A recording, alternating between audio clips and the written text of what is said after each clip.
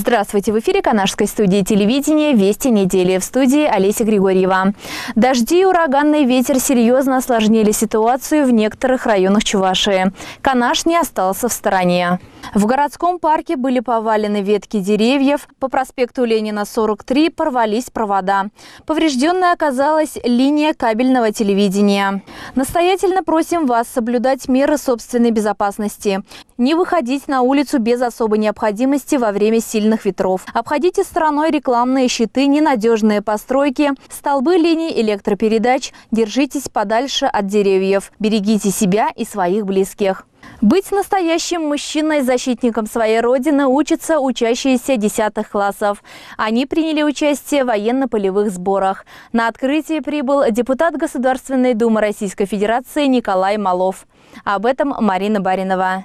Уже не первый год традиционно военные сборы проводятся на территории автошколы ДСАФ России. И торжественное открытие – это первый шаг к настоящим мужским испытаниям. Сегодня мы даем старт 5-дневным сборам. Это именно то, что внесет в ваши ряды порядок и дисциплину. В рамках 5-дневных сборов многие из вас сделают шаг вперед в пользу выбора профессии, военной профессии.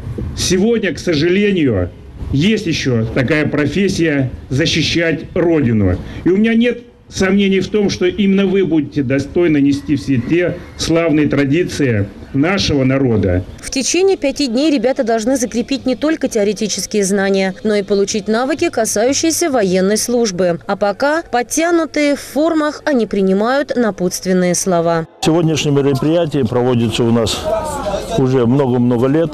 Она приурочена военной патриотической работе, в первую очередь.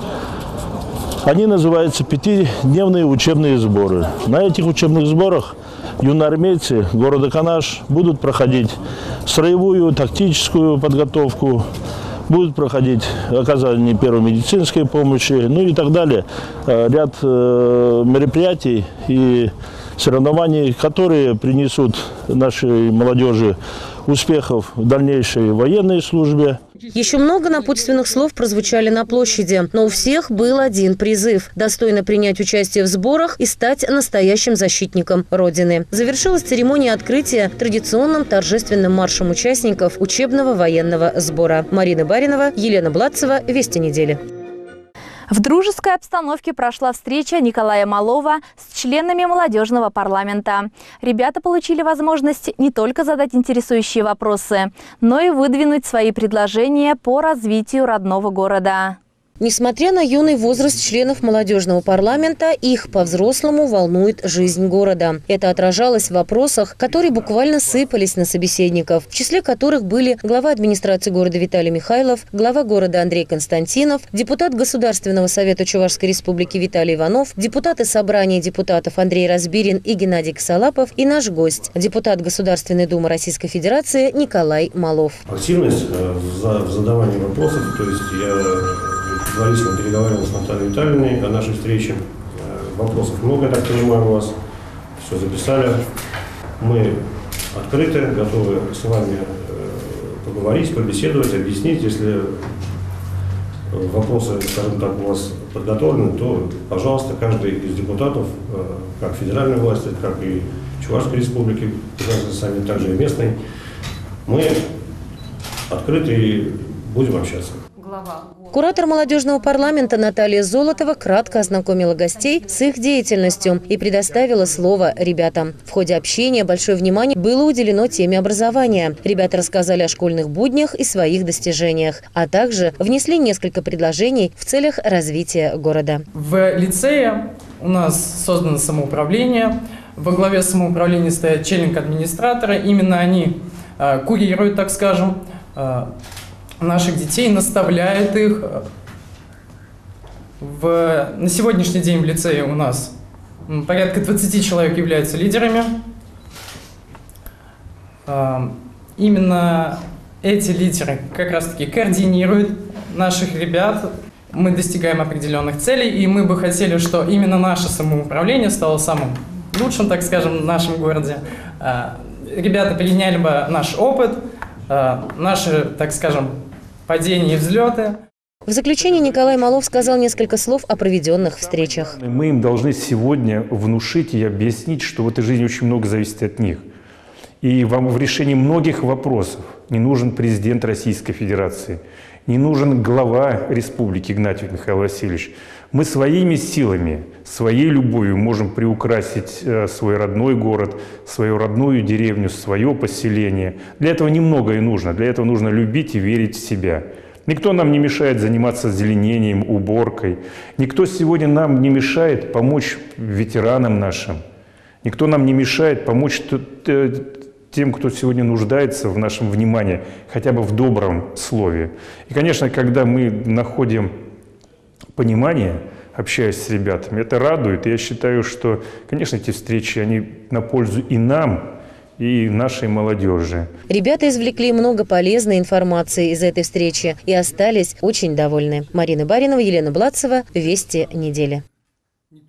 28 мая в России отмечается День пограничника. На сквере афганцев военные, охранявшие внешние границы государства, следившие за порядком в приграничной зоне, вспомнили времена службы.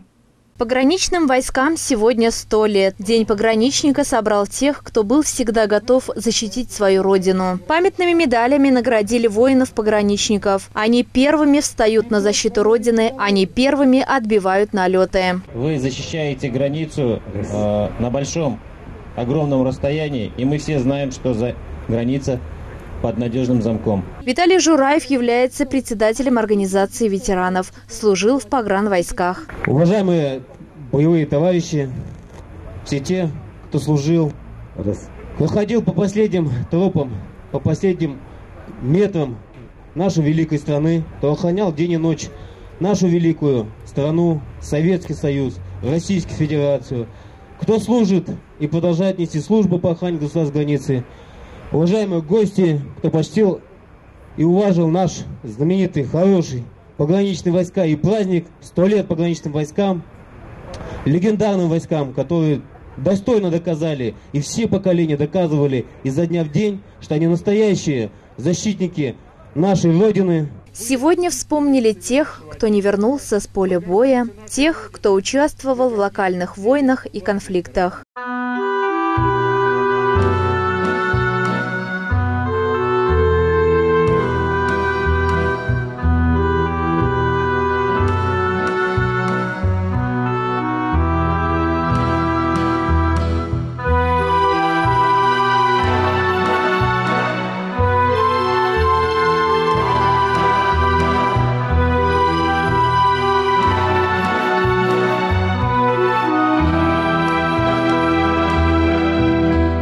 Олеся Григорьева, Елена Бладцева, сквер афганцев.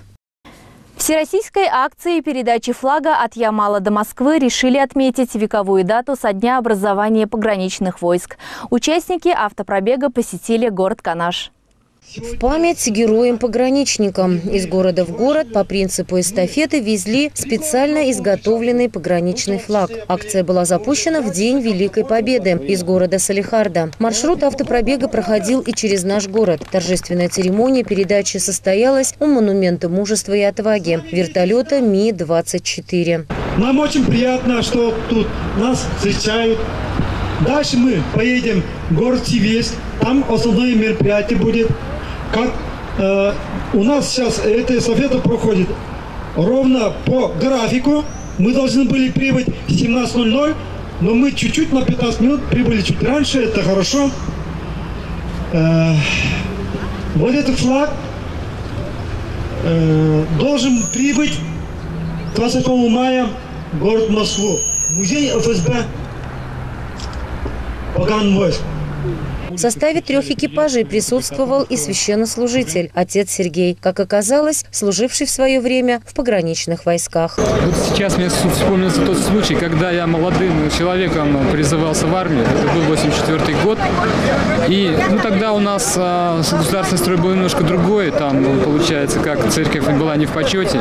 И я подошел к офицеру и спросил. Я говорю: товарищ капитан, говорю, а почему, говорю, меня сына священника взяли в пограничные войска? я же все-таки сын священнослужителя, он мне говорит: ты, говорит, верующий человек. Я говорю: да, верующий. А верующий человек никогда родину не предаст. Поэтому мы такие люди нам нужны. И вот это мне вспомнилось. И хочется сказать несколько слов. Не буду много говорить, потому что много уже было сегодня сказано.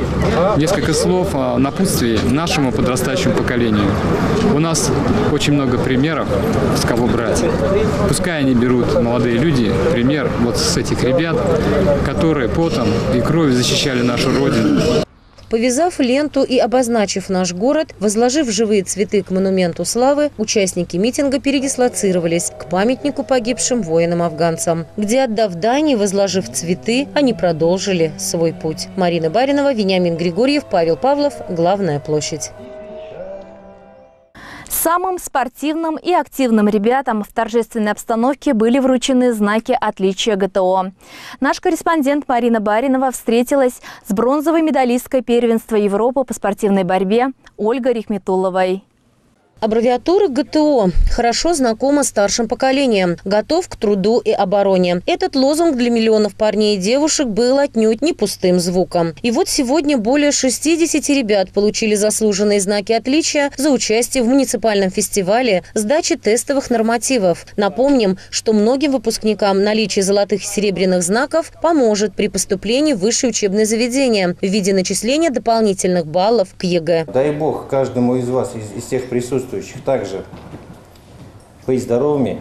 Самое главное, чтобы вы еще были очень, так сказать, отзывчивыми детьми в первую очередь. Почему? Потому что вот я так получается, что часто вижу, что дети начинают забывать родителей. Очень плохо начинают относиться к своим родителям. В плане таком даже, что, незначительно. Дай Бог, чтобы вы своих родителей ценили, уважали, любили, и тогда из вас получится толк. Еще раз хочется поздравить вас с вашими успехами. Я думаю, это не последние ваши успехи в жизни. Бронзовая чемпионка Европы Ольга Рихметуллова, как и все спортсмены, оказалась немногословной. Занимаясь вольной борьбой 7 лет под руководством тренера Сергея Сергеева, в свои 14 она подарила городу бронзовую медаль, пополнив копилку спортивных наград канашцев. Мы сегодня могли наблюдать такую тенденцию, что те, кто впервые попробовал свои силы в рамках фестиваля, были отмечены. Впоследствии данные дети будут выступать уже, показывать результаты и сдавать тестовые нормативы непосредственно в рамках комплекса. И хочу отметить, что те, кто были награждены уже сегодня золотыми, серебряными, бронзовыми знаки отличия, они начинали первые шаги именно с подобных фестивалей. Ну а результат, показанный Ольгой Рихметулловой, нас радует тем фактом, что мы можем гордо сказать, что наша девочка, которая учится в городе Канаш, занимается в секции города Канаш, показывает такие достойные результаты. Из года в год число награжденных знаками ГТО растет, в очередной раз доказывая, что молодежь за здоровый образ жизни. Марина Баринова, Елена Блатцева. Вести недели. За плечами участников ансамбля «Виолини» выступления на различных творческих площадках города, участие и победы в многочисленных конкурсах. Свой 5-летний юбилей коллектив решил отметить на сцене детской музыкальной школы. В этот вечер зрители совершили путешествие в волшебный мир музыки. С легкой руки директора музыкальной школы Лианы Анатольевны 5 лет назад на свет появился ансамбль скрипачей с нежным названием «Виолини», руководителем которого является искусный преподаватель Эльза Васильева. За время существования ансамбль достиг выдающихся творческих успехов. Шли годы, профессионализм исполнения рос, как и его состав.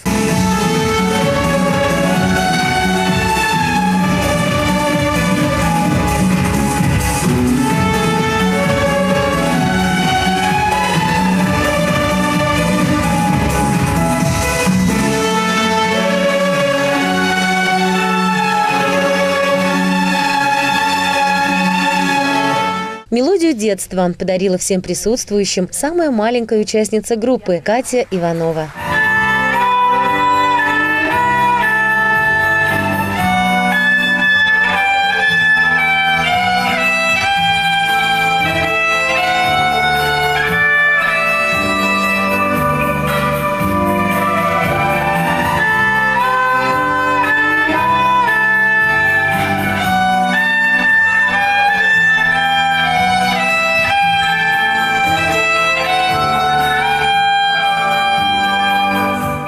Репертуар ансамбля приятно удивляет богатством и разнообразием. Он включает в себя сочинения русской и зарубежной классики. Коллектив ансамбля работает над своим совершенствованием, удивляя постоянным поиском новых творческих путей и решений. Все это – результат большой работы педагога ансамбля и самих участников. Хочется обратить внимание на то, что каждое выступление ансамбля скрипачей в виолине превращается в яркое и неповторимое музыкальное событие. Марина Баринова, Елена Бладцева, «Музыкальная школа». Улыбчивые и талантливые, они покорили жюри необыкновенной харизмой. В Канаше прошел очередной конкурс «Мисс Малышка». Юные воспитанницы детских садов в песнях и танцах, костюмах проявили свою фантазию. Позади у конкурсанток волнение и переживания, а впереди финал. Дефиле стал завершающим этапом конкурса красоты. И наряды, и умение держать себя на сцене. Жюри оценивали конкурсантов по разным категориям. 8 воспитанниц детских садов города Канаша подготовили презентационные выступления, участвовали в фотосессиях. Пока жюри выставляли оценки, зрители наслаждались выступлениями творческих объединений Дворца культуры. Итак, долгожданный и очень волнительный момент – церемония награждения. Нам было очень приятно сегодня сидеть в жюри и глядеть на эту красоту. Ваши детки большие-большие молодцы. Я надеюсь, что вы все-таки продолжите развивать творчество ваших детей. Большое спасибо вам, детки. Хорошо держались на сцене. Некоторые посмелее, некоторые поскромнее. Но я надеюсь, что это ваш первый шаг на пути к успеху. Ксения Аполлонова из 18-го детского сада удостоилась титула «Мисс Малышка». За высоким титулом победительницы конкурса огромный труд родителей, в первую очередь мамы и воспитателя. Мы готовились, конечно, упорно. У нас Ксюша ходила в вокальный кружок «Домисолька», поэтому петь она уже умела, но мы все равно очень тренировались дома. Мы тренировались в садик, ходили с Алиной Николаевной вместе, мы тренировали ее. Дефиле мы репетировали в садике. Ну и сюда ходили на тренировку, конечно, на репетицию. У нас были просто платья. Мы только с Ксюшей решали, с Алиной Николаевной, все вместе мы решали, когда что мы оденем. Для какого конкурса именно подойдет какой наряд. Дорогие канашцы и гости города, напоминаем, 2 июня в 10 часов на стадионе «Урожай» будет проходить праздник песни и труда Агадуй 2018. Приглашаем всех на праздник. А на этом наш выпуск завершен. Удачной вам недели. До свидания.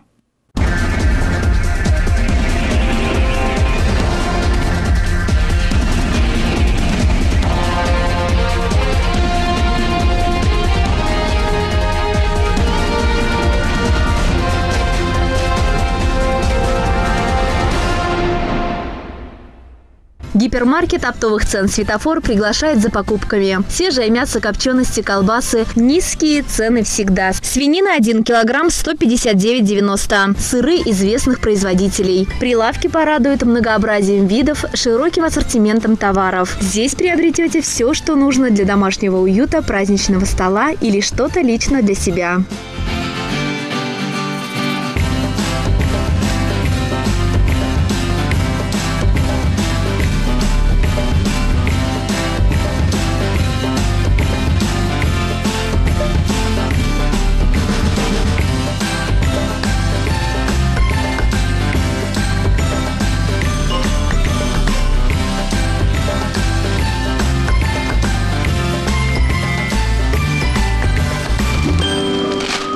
Как вам магазин «Светофор»? Очень хороший. Я тут сегодня 2-й раз пришла. Все по низким ценам. Очень качественно, вкусно. Вот конфеты беру, 2 коробки аж, думаю, подарю. Хожу на лечение, думаю, медсестрам подарок. Мы всей семьей уходим в этот магазин со всеми подружками, друзьями. И сюда еще будем ходить и ходить. Спасибо большое этому «Светофору». Все такие низкие цены, как раз нам, пенсионерам, по карману тут. Бытовая химия, техника, постельные принадлежности, детские игрушки. И, конечно же, выберите подарок своим родным и близким. Весна – время перемен. Гипермаркет оптовых цен «Светофор» приглашает вас за умными покупками. Приходите, выбирайте, экономьте вместе с нами.